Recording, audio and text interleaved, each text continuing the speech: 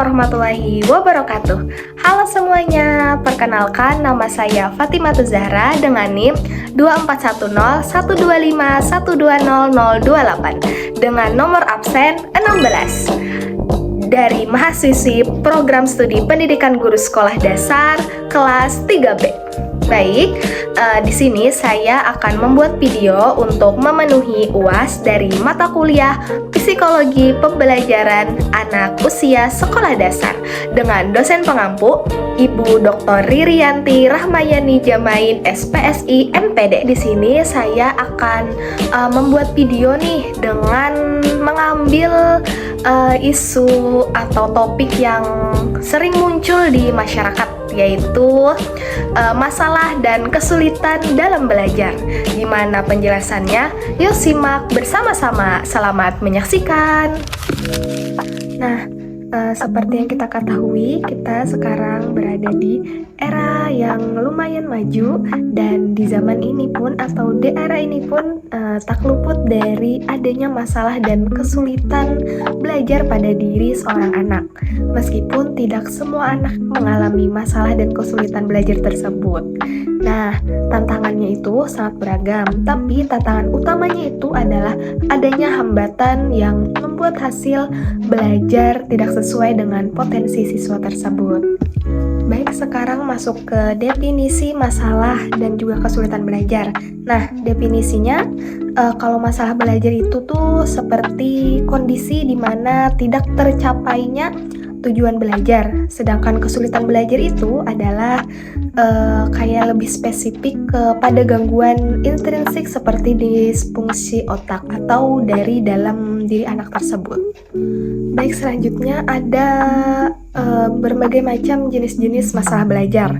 Di sini yang pertama ada learning disorder atau kekacauan belajar.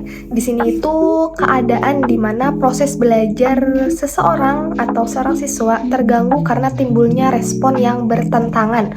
Contohnya kayak siswa itu sudah terbiasa nih dengan olahraga yang keras seperti karate. Tiba-tiba dia disuruh belajar menari yang mana gerakannya itu lemah gemulai. Nah, jadi dari situ tuh anak akan mengalami kesulitan dalam belajar menari karena badannya tadi sudah terbiasa dengan gerakan-gerakan kasar. Jadi belajar ininya tuh lebih lama atau tertunda.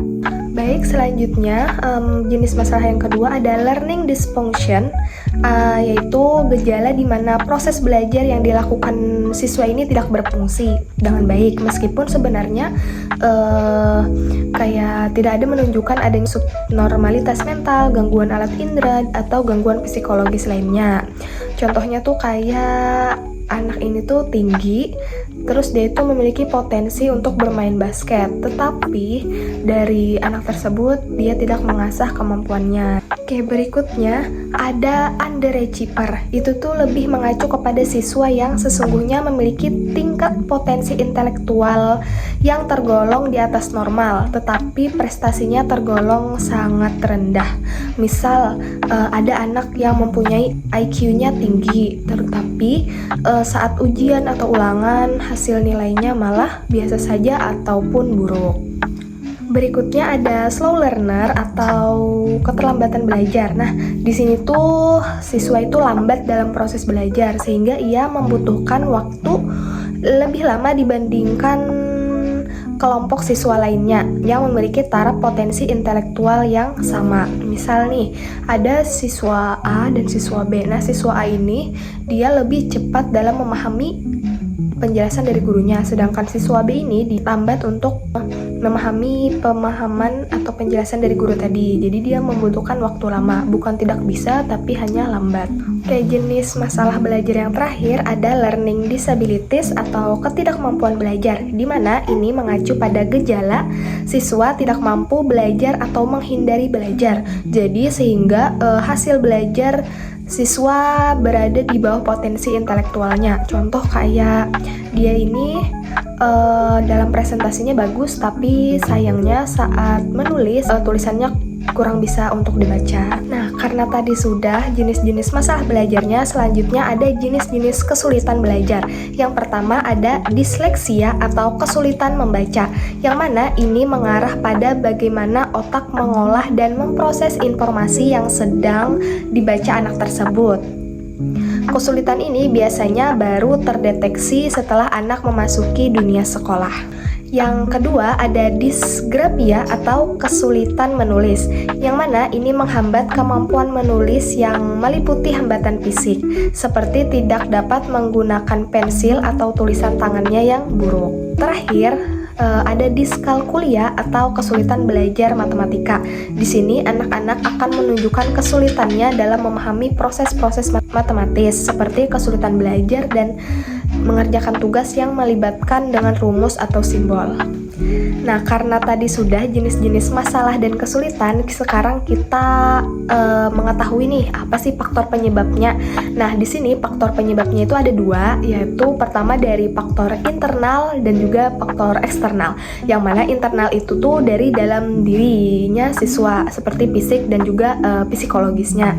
Nah, sedangkan faktor eksternal itu berasal dari luar diri siswa. Jadi itu udah bisa dari lingkungan keluarga atau lingkungan sekolah yang kurang mendukung. Ada solusi umumnya nih, gimana yang dapat diterapkan sebagai seorang guru untuk mengatasi nih masalah atau kesulitan belajar anak tersebut. Nah, yang pertama ada dengan pendekatan kognitif, yaitu dengan cara melatih cara berpikir siswa dan mengingat baik dalam menulis atau membaca dan juga menghafal. Yang kedua ada strategi praktis, yang mana ini dengan memberikan reward jika anak tersebut berhasil dan juga memberi hukuman yang mendidik jika anak tersebut melakukan kesalahan. Dan yang terakhir strateginya yaitu atau solusinya yaitu kolaborasi, yang mana di sini kerjasama antara guru, orang tua dan juga guru BK untuk memahami gaya belajar pada siswa. Baik, sebagai calon guru, kita harus peka dan juga sabar dalam membimbing siswa yang mengalami masalah atau kesulitan belajar. Nah, jangan hanya fokus pada nilai, tetapi juga dorong proses belajar anak tersebut. Guru kreatif, generasi produktif. Baik, sekian video dari saya. Mohon maaf apabila terjadi kesalahan atau penjelasannya masih kurang lengkap. Sekian dari saya. Wassalamualaikum warahmatullahi wabarakatuh. Terima kasih telah menonton.